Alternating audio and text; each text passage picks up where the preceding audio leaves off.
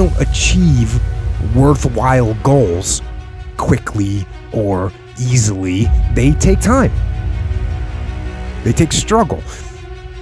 They take relentless pursuit day in and day out.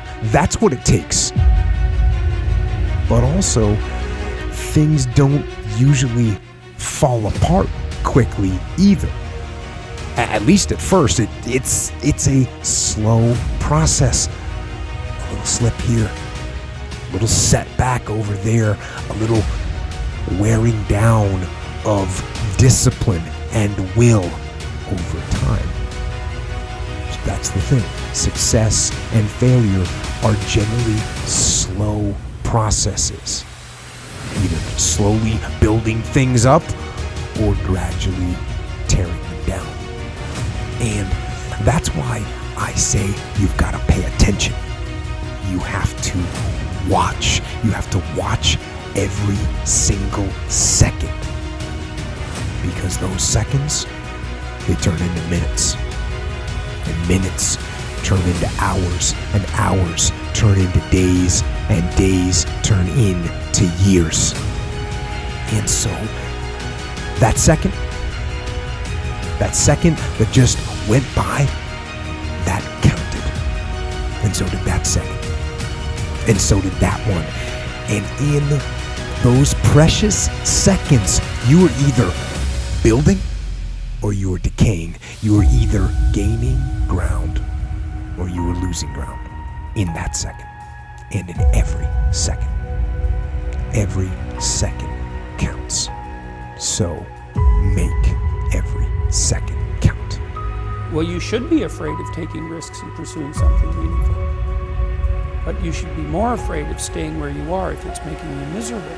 It's like the first thing you want to do is dispense with the idea that you get to have any permanent security outside of your ability to contend and adapt. It's the same issue with children. It's like you're paying a price by sitting there being miserable. You might say, well, the devil I know is better than the one I don't. It's like, don't be so sure of that. The clock is ticking. Yeah, and if you're miserable in your job now and you change nothing, in 5 years you'll be much more miserable and you'll be a lot older. It's a luxury to pursue what makes you happy. It's a moral obligation to pursue what you find meaningful. And that doesn't mean it's easy. You know, if you take people, and I've told you this, and you expose them voluntarily to things that they are avoiding and are afraid of, you know, that they know they need to overcome in order to meet their goals, their self-defined goals. If you can teach people to stand up in the face of the things they're afraid of, they get stronger. And you don't know what the upper limits to that are, because you might ask yourself, like, if for 10 years, if you didn't avoid doing what you knew you needed to do, by your own definitions, right, within the value structure that you've created, to the degree that you've done that, what would you be like? Well, you know, there are remarkable people who come into the world from time to time, and there are people who do find out over decades-long periods what they could be like if they were who they were, if they spoke their being forward. And they get stronger and stronger and stronger, and we don't know the limits to that. We do not know the limits to that. I wish I had not waited 14 years. Somebody said if you want to lose something, lose money. You can get that back. 8 out of 10 millionaires have been financially bankrupt. Walt Disney filed bankruptcy 7 times and had 2 nervous breakdowns. But don't lose time. There were 14 years I sat on the sideline.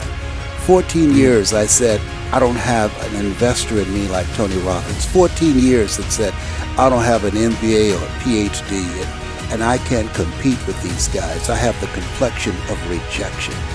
14 years I silenced myself. Wow. And so I regret that, because there's some people that maybe if they'd heard my voice, they would not have turned to drugs. If they'd heard my voice, their lives would have taken a different direction. And I can't get those 14 years back. That haunts me, and I think that drives me when I speak with such energy. I'm trying to make up for that time, but I can't.